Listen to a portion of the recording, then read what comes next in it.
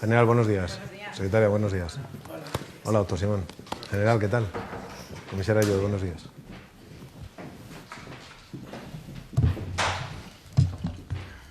Muy buenos días a todos. Son las 12, las 11 en Canarias. Comienza la rueda de prensa de los responsables técnicos con los datos de cada jornada. Comparecen ante ustedes, como siempre, el doctor Simón, director del Centro de Coordinación de Alertas y Emergencias Sanitarias, la secretaria general de Transportes y Movilidad, María José Rayo, el general y jefe del Estado Mayor de la Defensa, Miguel Villarroya, general y jefe del Estado Mayor de la Guardia Civil, José Manuel Santiago Marín, y la comisaria principal, subdirectora general de Recursos Humanos de la Policía Nacional, María Pilar Ayue. Doctor Simón, muy buenos días.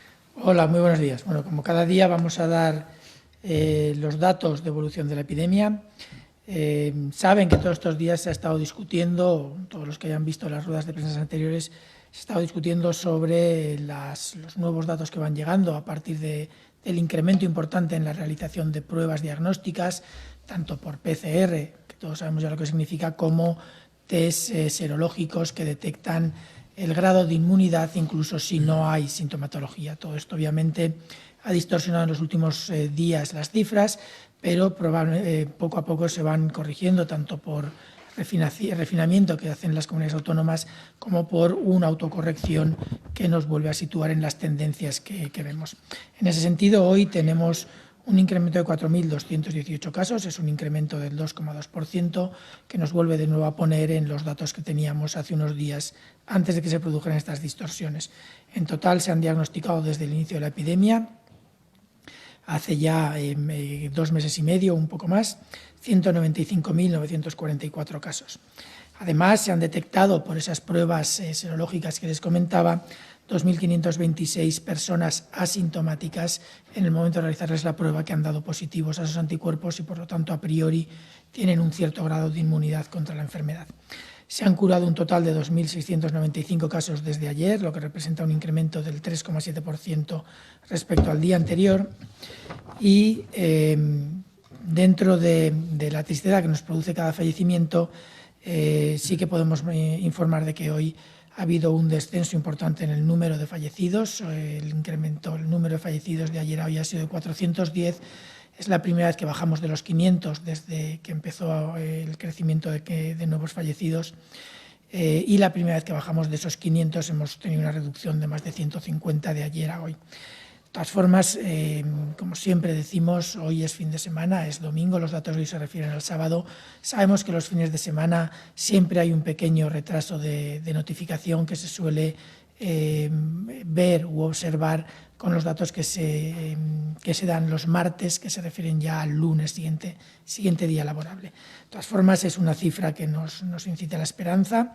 Ese incremento de 410 fallecidos supone un incremento respecto al día anterior del 2%, y también vemos que los incrementos en hospitalizados y en nuevos casos de UCI también están en esa línea descendente que estamos observando las últimas semanas. Están claramente por debajo de un incremento del 1%, un 1,3% para los hospitalizados y un 1,4% para los ingresados en UCI, sabiendo además que hay una comunidad autónoma que representa, por ejemplo, el 50% o incluso más del 50% de los nuevos casos de UCI.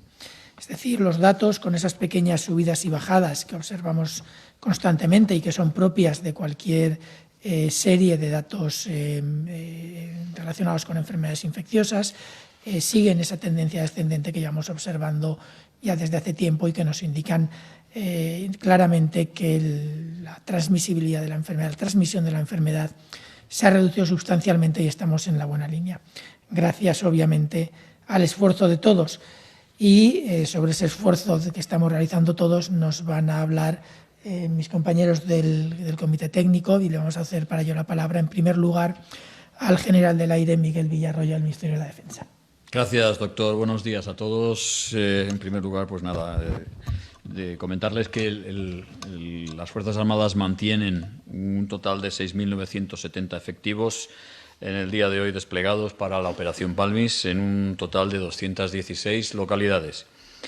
En el día de ayer se cubrieron todos los objetivos previstos, destacando 60 residencias de mayores, 7 más de las previstas inicialmente, y ya totalizan 4.185. Además, también se hizo un centro penitenciario, para destacar lo de ayer. Y para hoy lo que tenemos previsto son las siguientes actividades: la desinfección del pabellón 7 de IFEMA, Mercamadrid, Mercamálaga, Mercasevilla, Mercabarna, el puerto de Punta Llana en La Palma, los servicios centrales del Servicio de Salud de Madrid, los centros penitenciarios Málaga II y Morón de la Frontera y diversas marquesinas de autobuses en toda la provincia de Madrid. Con respecto a residencias e instalaciones sanitarias, hoy tenemos previsto desinfectar 9 hospitales, 29 centros de salud y 56 residencias de mayores.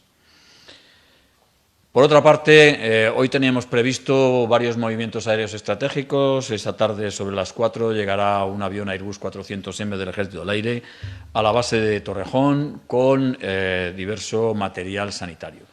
Al mismo tiempo, hoy ha salido un avión del operador logístico del Ministerio de Defensa que llegará mañana a territorio nacional también con más material sanitario procedente de China.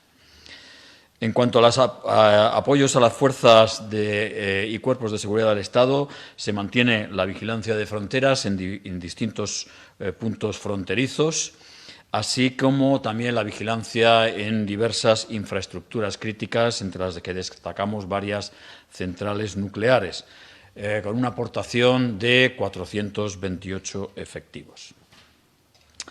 Y hoy quería relatarles, como una contribución de las Fuerzas Armadas a la Operación Balmis, las capacidades de aeroevacuación médica que disponemos. Y son, en primer lugar, la Unidad Médica de Aeroevacuación del Ejército del Aire, que es una unidad especializada en el traslado de enfermos y heridos y que la usamos, desgraciadamente, con relativa frecuencia en los movimientos de enfermos o heridos de nuestras misiones, pero la tenemos activada por si hace falta el traslado en territorio nacional de enfermos de coronavirus. Por otra parte, el ala 35, con sede en Getafe, mantiene un avión T-21, Casa 295, equipado especialmente para poder realizar evacuaciones médicas. Este avión ha sufrido una modificación, se le han validado nuevos equipos, con los cuales puede montar hasta 3 pacientes críticos y 4 pacientes leves contagiados. También, últimamente, con la participación del Centro Logístico de Experimentación, se ha validado y la medicalización de un avión A400 del ala 31 con base en Zaragoza, en la cual se le puede modificar para trasladar 5 enfermos críticos y 14 pacientes leves. Asimismo, el ala 48 mantiene en alerta 2 helicópteros Super Puma medicalizados en la base aérea de Cuatro Vientos, que están a disposición de las autoridades sanitarias. Esta unidad cuenta con una experiencia de 10 años realizando este tipo de misiones en Afganistán, en las cuales se evacuaron más de 1000 personas. Para concluir, quiero comentarles que las Fuerzas Armadas seguimos apoyando a todos los españoles hasta que la completa normalidad regrese a nuestras vidas. Es cierto que la situación parece que va mejorando poco a poco, pero no hay que bajar la guardia. No podemos tirar por la borda todos los sacrificios y esfuerzos que se han realizado hasta ahora. Las Fuerzas Armadas estaremos allí hoy y siempre. Cumplimos nuestra misión constitucional, tanto en tiempo de crisis como ahora, como en cualquier momento, vigilando siempre y prestando nuestro servicio a esta sociedad a la cual pertenecemos. Muchas gracias. Muchas gracias, general. Cedemos la palabra ahora al general de brigada de la Guardia Civil, José Manuel Santiago. Gracias, doctor. Buenos días. A punto de finalizar ya la 5ª semana desde la implantación de las medidas que contempla el estado de alarma, permítanme que ponga en valor el esfuerzo colectivo que está realizando nuestra sociedad. Gracias. A lo largo de todos estos 35 días hemos comprobado que se han ido respetando estas medidas restrictivas y cómo pacientemente los ciudadanos se han acostumbrado a las identificaciones, a los controles y a las comprobaciones que nosotros, los guardias civiles, como agentes encargados de hacer cumplir la ley, hemos tenido que realizar en todos los lugares las 24 horas del día. Pero la Guardia Civil no solamente tiene que velar por estas normas decretadas por el Gobierno para esta situación, sino que también debe cumplir otras funciones habituales y cotidianas, como viene haciendo desde hace ya 176 años. En este marco, hoy, si cabe, adquieren más importancia cometidos como los desarrollados dentro de lo que es el marco Plan Mayor Seguridad, dirigido a prevenir y erradicar los delitos cometidos sobre las personas mayores. Si bien nuestra labor es continua, esta labor preventiva, desde la Guardia Civil queremos aprovechar esta oportunidad para lanzar un mensaje a nuestros mayores, un mensaje de prudencia y de atención, precisamente para evitar lo que le sucedió a una anciana a la que una mujer le sustrajo 14.000 euros de su cuenta tras hacer uso de la tarjeta bancaria que presumiblemente se le había extraviado. Nuestros compañeros de la Guardia Civil de Murcia lograron detener a la ladrona. Por ello, si en algún momento notan ustedes la falta de sus tarjetas bancarias u otros medios de pago, comuníquenlo inmediatamente a la entidad emisora de dicho medio de pago. Y si creen haber sido víctimas de algún delito o tienen cualquier pregunta, no duden en contactar directamente con la Guardia Civil a través del 062 o denunciar el caso si cabe. Aun insistiendo en el amplio respeto que la ciudadanía tiene a la situación que estamos viviendo, en el día de ayer nos vimos obligados a tramitar alrededor de 4.200 denuncias administrativas y a detener por resistencia o desobediencia a 29 individuos, la gran mayoría con carácter reincidente. Hace unos días les hablaba de las víctimas de explotación sexual, fundamentalmente mujeres vulnerables y en muchos casos invisibles, que son víctimas de organizaciones criminales sin escrúpulos y que se lucran explotándolas a través de la prostitución y que en estos momentos de restricción pudieran estar viéndose abocadas por sus explotadores a continuar prostituyéndose. Y también les dije que la Guardia Civil iba a vigilar muy de cerca estas posibles situaciones.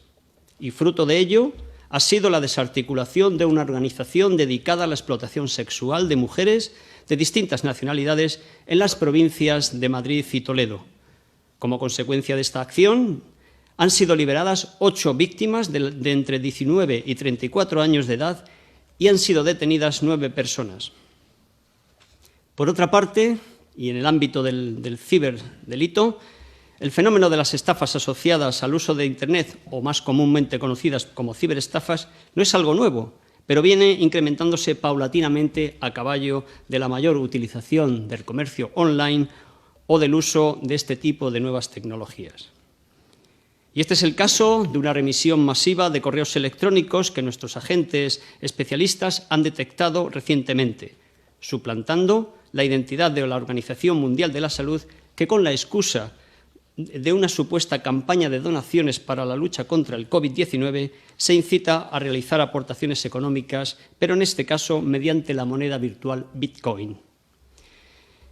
Y termino con un recuerdo emocionado para el cabo mayor Francisco Castro Monge, destinado en la comandancia de Ciudad Real, que esta noche se ha convertido en la 8ª víctima del COVID-19. Un guardia civil en activo falleció esta madrugada. Vaya desde aquí nuestro mensaje y condolencia para los familiares y allegados. Y ahora más que nunca, todos debemos continuar trabajando para afrontar la difícil situación por la que estamos atravesando.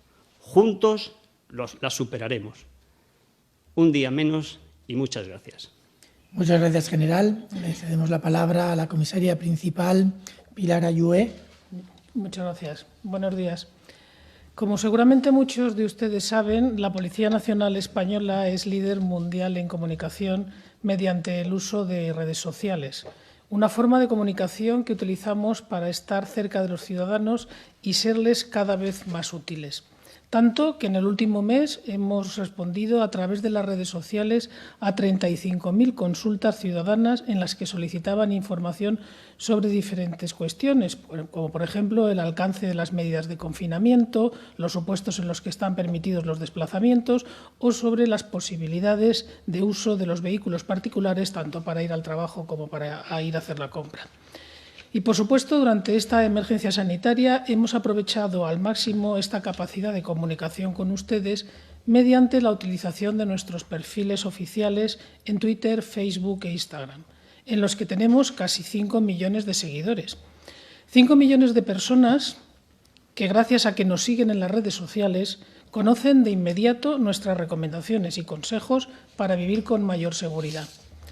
No puedo dejar pasar la ocasión de agradecer a todas estas personas que nos siguen en las redes sociales, que además de seguirnos, sirvan de altavoz de nuestros consejos para aquellas personas de su entorno que no utilizan las redes sociales. Bien es cierto que cada vez son menos, pero la información que les trasladamos siempre es importante para todos.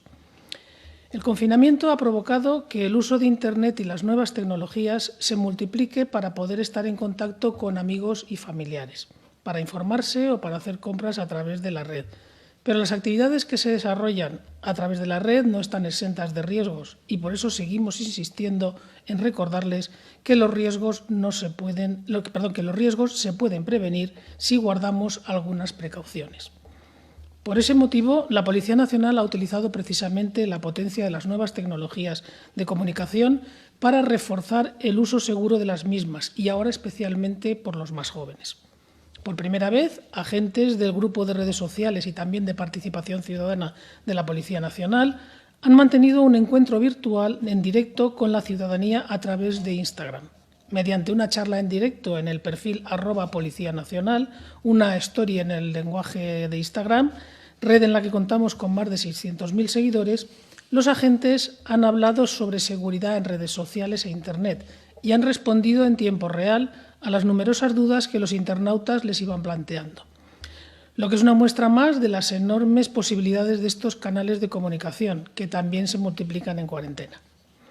La especial labor asistencial de la Policía Nacional que la Policía Nacional desarrolla está orientada a todos los ciudadanos en general y a los colectivos más vulnerables en particular. Esa labor no solo ha cesado, sino que sigue muy activa durante estos días a través de nuestras delegaciones de participación ciudadana, unas delegaciones que están desplegadas en todas nuestras comisarías en toda España. Nuestras delegaciones de participación ciudadana canalizan de manera inmediata y fluida las relaciones con los diferentes colectivos ciudadanos, de modo que los agentes conocen de forma directa sus problemas para poder dar una respuesta ágil a sus demandas de seguridad. Y desarrollar también acciones preventivas y formativas en el marco de diferentes planes de actuación como el Plan Mayor Seguridad o el Programa de Colectivos Ciudadanos, entre otros. Precisamente durante la crisis sanitaria provocada por el COVID-19, las unidades de participación ciudadana han intensificado sus actividades, también, como decía el general de la Guardia Civil, especialmente con nuestros mayores, uno de los grupos más vulnerables cuyo riesgo se ha incrementado notablemente, como todos sabemos. Precisamente en ese ámbito, concretamente en el Plan Mayor Seguridad, se han intensificado los contactos con asociaciones, entidades, organizaciones y residencias de ancianos para hacerles recomendaciones de seguridad orientadas a la prevención de los delitos cuyas víctimas potenciales son principalmente las personas de mayor edad. Recomendaciones como, por ejemplo, las referidas a que extremen las precauciones durante los días del cobro de las pensiones y siempre pidiéndoles prudencia y atención en todas sus actuaciones. Además, se han realizado servicios humanitarios y asistenciales a personas de edad, actividades entre las que están la recogida y reparto de equipos de protección en residencias de ancianos o la asistencia a mayores que no pueden valerse por sí mismos y a los que la situación de soledad en la que viven habitualmente se ha visto agravada por las circunstancias actuales.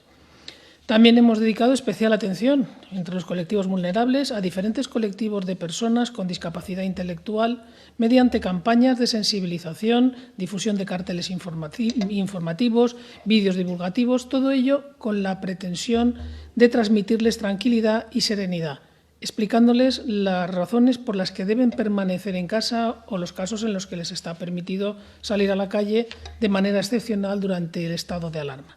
En definitiva, Y solo para ejemplificar de alguna manera el esfuerzo sostenido que nuestros compañeros del área de participación ciudadana están haciendo durante esta crisis sanitaria, debo destacar que han desarrollado 14.200 actuaciones en esta materia.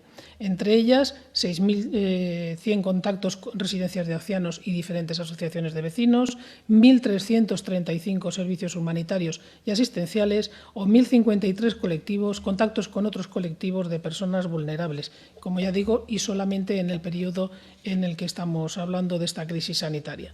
En cualquier caso, aprovecho para animarles a todos a estar y seguir informados con los perfiles oficiales de la Policía Nacional, tanto en Twitter como en Facebook e Instagram, a través de @policía y @policía nacional.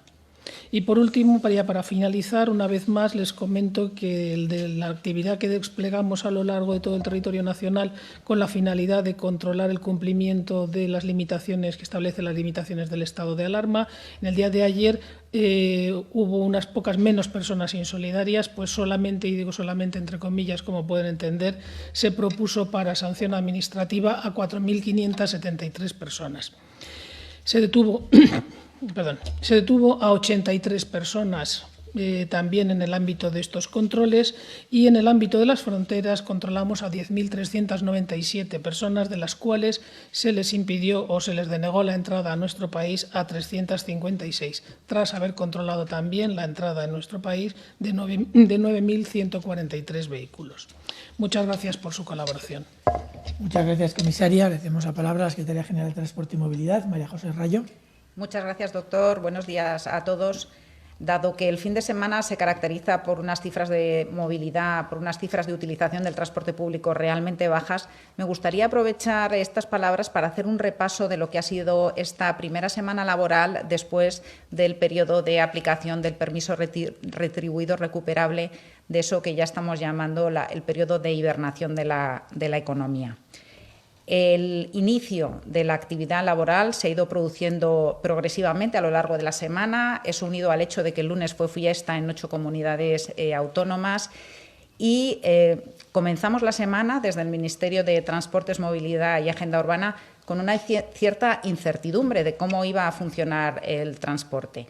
Ello añadido al hecho de que se iba a producir un reparto de mascarillas en todos los puntos en todas las ciudades de la geografía nacional, lo que daba una cierta sensación realmente de expectativa de ver cómo iba a funcionar.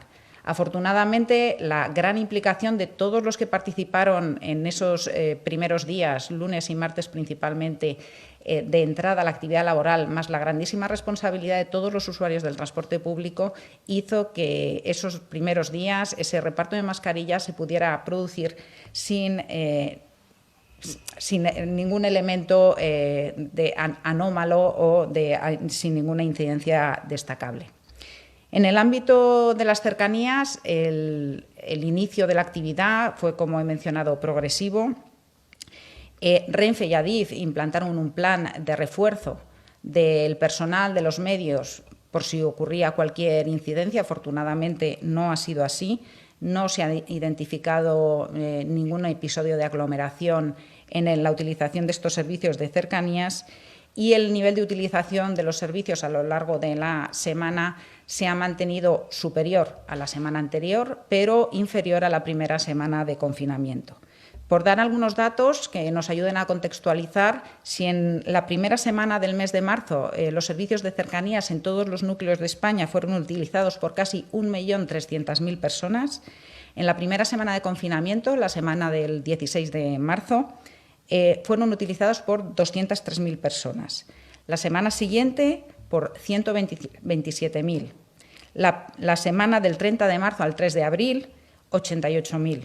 Y esta semana, 145.000. Estamos hablando de cifras que rondan entre el 5 y el 9% en función de los distintos núcleos. También informar a este respecto que Renfe sigue trabajando en la adaptación de sus servicios a la demanda previsible, y a partir del lunes se refuerzan los servicios de cercanías en Valencia y en Sevilla. En cuanto a los servicios comerciales de Renfe, en toda la semana hemos estado en cifras en el entorno de los 1.500 pasajeros por día, 1.800 el viernes, Ayer 1.200, un poquito menos. Estamos en cifras inferiores a la primera semana de confinamiento, que la media estuvo en unos 2.250 viajeros al día, y muy por debajo del día equivalente del año anterior, que, como he mencionado varias veces, está en el entorno de los 90.000 viajeros al día. El transporte interurbano de larga distancia se ha mantenido entre el 3 y el 6% de utilización en todas las líneas a lo largo de toda la semana, cifras estables y también muy bajas. Ayer sábado el nivel de utilización fue del 1% del día equivalente del año anterior. Y en transporte aéreo también estamos en toda la red de AENA en un nivel de utilización del 5% respecto a la semana equivalente del año anterior. El número de operaciones diarias ha rondado las 300. Ayer hubo casi el mínimo de todo este periodo, con 191 operaciones. Y hoy ha publicado Eurocontrol un tuit en el que hace un seguimiento de los aviones estacionados en los distintos aeropuertos europeos, y Madrid está el primero de ellos.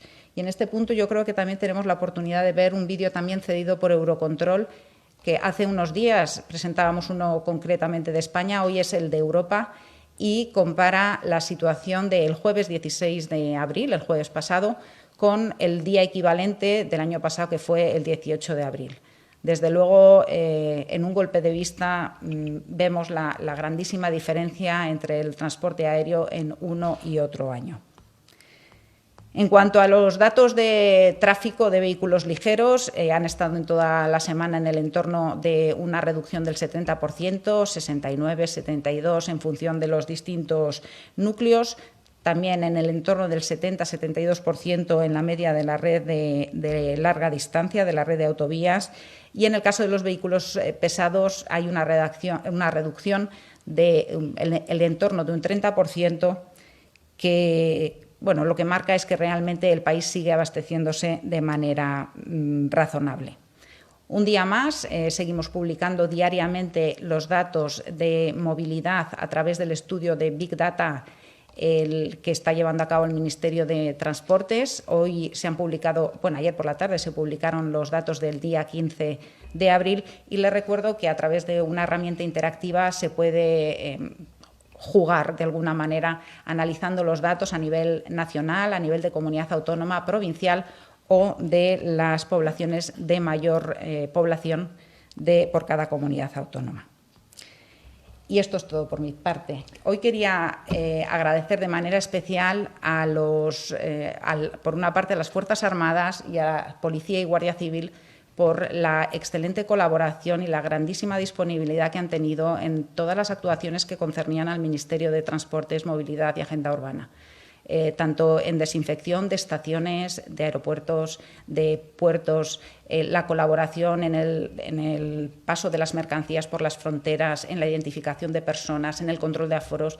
La verdad es que nos une esa vocación de servicio público, y es una muestra más de cómo todos juntos podemos hacer grandes cosas para la sociedad. Muchas gracias. Muchas gracias, secretaria. Yo creo que la secretaria ha definido muy bien todo lo que hemos estado haciendo durante estas semanas, y como dice el eslogan que solemos utilizar, este virus lo paramos unidos. No voy a perder mucho tiempo hoy. Hoy solamente quiero volver a repetir una cifra que he dicho al principio. Son fallecidos, es cierto, esto siempre es triste. Sabemos además que los fallecidos representan la situación de transmisión hace un tiempo ya pasado, de muy largamente 10-15 días previos, pero hoy tenemos 410 fallecidos, claramente por debajo de los 500 que hemos estado manteniendo durante la última semana. Es un dato que incita a la esperanza, tenemos que tener mucho cuidado. Como he dicho, también es fin de semana y sabemos que los fines de semana hay ciertos retrasos en la notificación, pero es una cifra que realmente incita a la esperanza, y espero que podamos ir viendo cada vez de forma más clara, más obvia y más evidente para todos el impacto que está teniendo el esfuerzo que estamos realizando.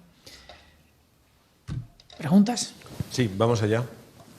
Hoy uno de los asuntos clave en las preguntas de los periodistas tiene que ver con los niños y su próxima salida, en unas condiciones que todavía no están precisadas. Pregunta Onda Cero, entre otros muchos medios, el Comité Científico ha dado el visto bueno para la salida de los menores a partir del 27 de abril. ¿Qué ha aconsejado exactamente? O, formulado a través de las preguntas de Diario 16, una vez que el presidente ha confirmado que se permitirá de forma controlada salir a los menores, ¿en qué condiciones se barajan esta salida? ¿Tendrán los niños que llevar mascarillas? Bueno, primero yo no conozco cómo va a ser el Real Decreto que vaya a salir. No ha salido, no tenemos todavía un Real Decreto sobre el que valorar nuestras posibles propuestas. Sí que es cierto que el Comité Científico considera que se tienen que plantear claramente algunas medidas de incremento de movilidad para algunos grupos, para los cuales la falta de movilidad y el encierro que estamos sufriendo todos en casa tiene un impacto mayor, y eso obviamente incluye a los niños. Y el Comité Científico está claramente en esa línea. El momento adecuado, las fechas en las que se tenga que hacer, depende de muchos otros factores que entiendo que conoceremos cuando se publique ese nuevo Real Decreto por parte del Gobierno. Siguiendo con esta cuestión, el corresponsal de la radio pública alemana, Deutschland Radio, pregunta, de acuerdo con esta salida próxima de los niños dentro de ciertas limitaciones, ya podrán salir, ya pueden salir también adultos con perros. ¿Cuáles son las razones objetivas epidemiológicas que justifican que adultos no puedan salir solos a pasear o practicar deporte dentro de unos límites y horarios, guardando distancias, etcétera? Se teme una falta de disciplina de la población española si se permitiera eso, como sí lo permite en Francia o Alemania. Es una pregunta a la que se añaden varios otros medios. Bueno, si no me equivoco y si no he interpretado mal todas las diferentes decretos y órdenes que han ido saliendo, yo entiendo que una persona adulta con un perro sí que puede salir a pasear. Yo creo que eso no ha estado prohibido en ningún momento. Pero sí que es cierto que sí que ha habido limitaciones para la práctica del deporte o el salir de forma individual a realizar deportes. Estas medidas son, como les he dicho en otras ocasiones, medidas que están siempre sobre la mesa, que todos los profesionales sanitarios y los epidemiólogos hemos planteado como medidas, obviamente de bajo riesgo, pero que requieren un control muy estricto. Hay momentos en los que para garantizar el control del riesgo es necesario ser más estricto, en otros que se pueden ir permitiendo progresivamente una vez que hemos ido aprendiendo una serie de comportamientos que limitan la probabilidad de transmisión del virus. Las medidas están sobre la mesa, ahora tienen que venir las nuevas modificaciones que se impondrán a partir del día 26 y posiblemente otras que se impondrán más adelante o que se propondrán más adelante, y en estos periodos se tienen que ir implementando todas esas opciones para ir volviendo progresivamente a una situación de movilidad o de confinamiento más adaptada a la situación de transmisión actual. Esto se va a ir produciendo y yo entiendo que se incluirá en los próximos decretos progresivamente, siempre y cuando la implementación se pueda garantizar. El concepto de la indisciplina yo creo que se puede aplicar tanto a los españoles como a cualquier otro ciudadano de la Unión Europea o cualquier otro ciudadano del mundo. No creo que seamos ni más ni menos disciplinados que cualquier otro. Pero de todas formas lo que sí que somos es claros en que el objetivo es implementar o proponer medidas que se puedan implementar correctamente y no proponer medidas que se queden en un papel que luego no se implementen. Esa es la posición clara de los expertos y los epidemiólogos con los que trabajamos, en el que proponer medidas que no se implementan, primero, no reducen el riesgo o lo reducen menos de lo esperado, y segundo, no se puede posteriormente valorar el impacto de las mismas. Estaba tratando de retomar, en relación con los niños, una pregunta que formulaba la TV Azteca y que insistía en la idea de si serán obligatorias las mascarillas, acerca de la obligatoriedad de mascarillas. Ahora mismo las mascarillas son una recomendación. Hay múltiples medidas de control y de prevención de la transmisión, que yo creo que toda la población las conoce, relacionadas con la etiqueta respiratoria, relacionadas con la higiene de manos, relacionadas con el distanciamiento social y mantener ese 1,5 metros, 2 metros de distancia entre personas, el no hacer actividades no necesarias, muchas otras medidas relacionadas con eventos masivos. Hay muchísimas medidas que reducen el riesgo de transmisión. Una de ellas es el uso de mascarillas. Ahora mismo hay recomendaciones que están, no recuerdo ahora mismo si están ya publicadas o no en la página web del Ministerio, pero que en principio deberían, hay recomendaciones para el uso de mascarilla en diferentes grupos poblacionales. Son mascarillas con diferentes características, con diferentes probabilidades de prevención del riesgo y que se tiene que entender claramente que las mascarillas son una medida más. Ninguna medida por sí sola sirve para controlar esto. Tenemos que entender que son muchas otras medidas, todas juntas, las que nos pueden ayudar.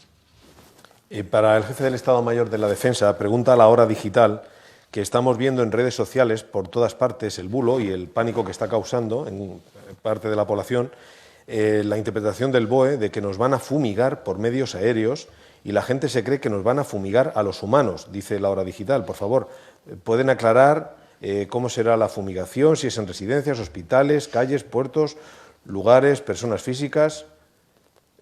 Por otra parte, dice, ¿están notando que con su investigación, seguimiento y sanciones a los autores de los bulos están descendiendo la cantidad de los mismos? Pregunta también dirigida a los responsables de Interior.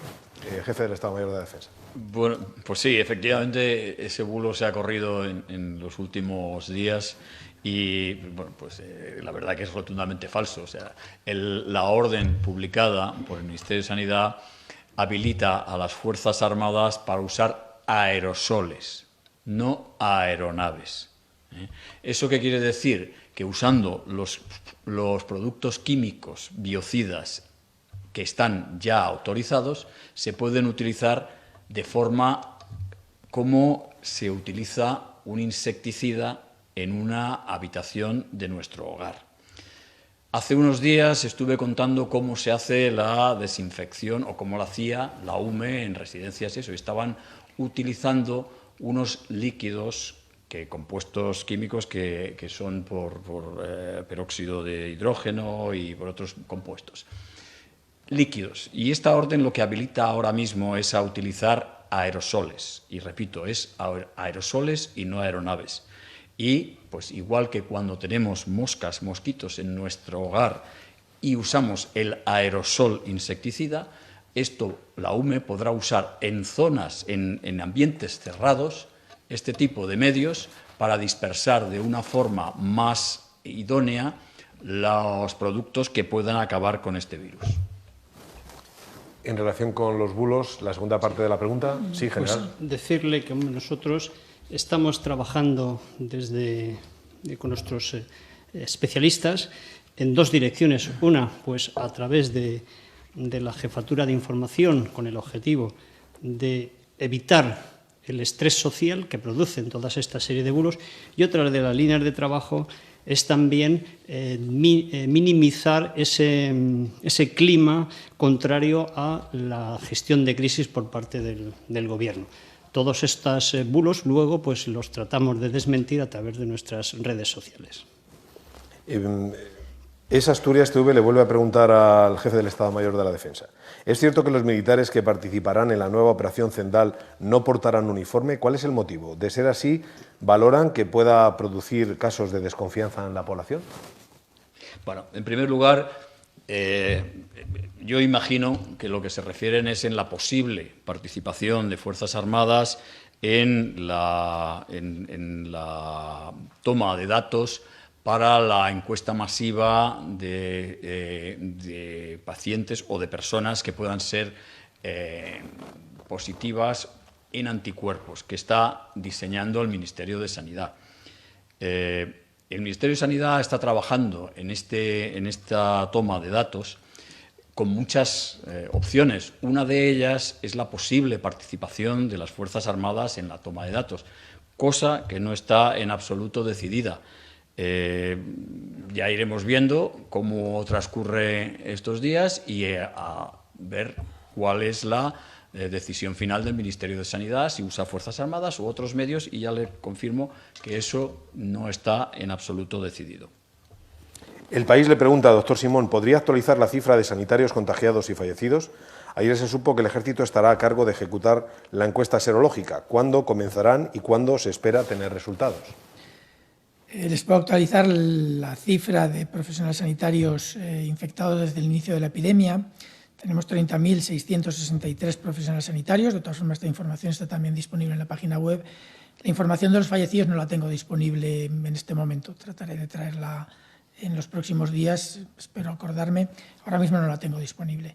En cuanto al estudio de seroprevalencia, lo acaba de comentar el general, se está haciendo el protocolo, se está trabajando lo más rápido posible en prepararlo todo desde el punto de vista logístico. Es un estudio complicado desde el punto de vista casi más logístico que técnico, aunque hay muchos aspectos técnicos que se han tenido que valorar y discutir con mucho cuidado. Y yo entiendo que en los próximos días tendremos informaciones detalladas del inicio y poco después de los resultados. No puedo darles ahora mismo una fecha concreta. Para la comisaria Pilar Ayué, Hispanidad le pregunta: las redes sociales denuncian abusos policiales contra los ciudadanos aprovechando el confinamiento. ¿Son bulos? ¿Tienen ustedes algo que decir al respecto? Vamos a ver, lo único que les puedo decir es que durante el estado de alarma la Policía Nacional ha realizado miles y miles de intervenciones orientadas a garantizar el cumplimiento del estado de alarma, y lo ha hecho con profesionalidad, con proporcionalidad y con respeto a los derechos de los ciudadanos. Dicho esto, les aseguro que en cualquier momento y en cualquier lugar, si ha habido una intervención policial en la que se produjo una mala praxis profesional o se vulneraron los derechos de los ciudadanos, aplicaremos el régimen disciplinario como es habitual en nuestra institución. Doctor, El Mundo y Diario Médico le preguntan si ya están los datos de fallecidos en residencias, los han sumado a la estadística diaria que se facilita. Hay autonomías en las que en la estadística diaria se están computando los datos de residencias, otras en las que no. ¿Puede detallar qué información contiene el dato de cada autonomía? Bueno, yo creo que esto lo hemos dicho también en varias ocasiones. Los datos que nosotros damos y publicamos en la página web para el conjunto del Estado son los datos que nos proporcionan las comunidades autónomas. Por lo tanto, todo lo que las comunidades autónomas incorporen, entiendo que está incorporado en la información que nos comunican, y de hecho me consta que todas las fuentes de información y los profesionales con los que trabajamos las comunidades autónomas son muy escrupulosos y y realizan su trabajo con una alta calidad. Eso por un lado. En cuanto a los datos de fallecidos en las residencias, hay ya unos datos preliminares, si me van a permitir, hasta que no tengamos el estudio definitivo no les voy a dar muchos detalles, pero sí que sabemos que todos aquellos que han sido diagnosticados con una prueba positiva para el SARS-CoV-2 o el COVID-19, según nos refiramos al virus o a la enfermedad, todos esos entendemos que están incluidos en la información que nos mandan las comunidades autónomas. Nosotros lo que no damos por ahora son los datos de sospechosos. Son datos interesantes, son datos que en los próximos días y semanas, a medida que vayamos pasando a diferentes fases de la epidemia, serán muy importantes, pero que ahora mismo lo que damos, porque consideramos que son los datos más importantes en este momento, son los que nos permiten valorar de una forma segura la evolución de la epidemia. Para eso necesitamos series un poco más estables y, por lo tanto, usamos los datos de casos confirmados. Doctor Simón, comenzábamos esta rueda de prensa con preguntas relacionadas con los niños y vamos a finalizar con una pregunta relacionada con los mayores que formula IM Farmacias. Al igual que se intenta aliviar el confinamiento de los más pequeños a partir del 27 de abril, ¿qué pasa con los más mayores? ¿El comité de expertos estudia algún plan para ellos? ¿Son conscientes de cómo puede perjudicar su salud física y mental no poder salir de casa? Entiendo que comité de expertos, como ayer, significa comité científico. Obviamente es uno de los puntos que se ha discutido mucho en el comité científico. Esto va asociado además a varios grupos de trabajo, incluidos aquellos que trabajan en la salud mental relacionada con la epidemia de COVID. Es otro de los grupos y otra de las opciones que se ponen claramente encima de la mesa. Al igual que los niños necesitan salir, las personas mayores que tienen que tener movilidad para mantener su estado de salud adecuado tienen que plantearse como posibles grupos para poder ejercitarse, ya sea en paseos alrededor de su zona de habitación o incluso un poco más largos. Obviamente esto está sobre la mesa. Lo que va a suceder y lo que se va a permitir o no dependerá de lo que se incluya en el Real Decreto nuevo, que entiendo que saldrá en los próximos días. A partir de ahí podremos hablar de posibles opciones, pero sí que es uno de los puntos que el comité científico claramente ha puesto sobre la mesa, y al igual que de los niños y otros grupos vulnerables. Es la 1:15. Finaliza aquí esta comparecencia. Gracias a los comparecientes y a los medios que han participado. Buenas tardes. Gracias a ustedes.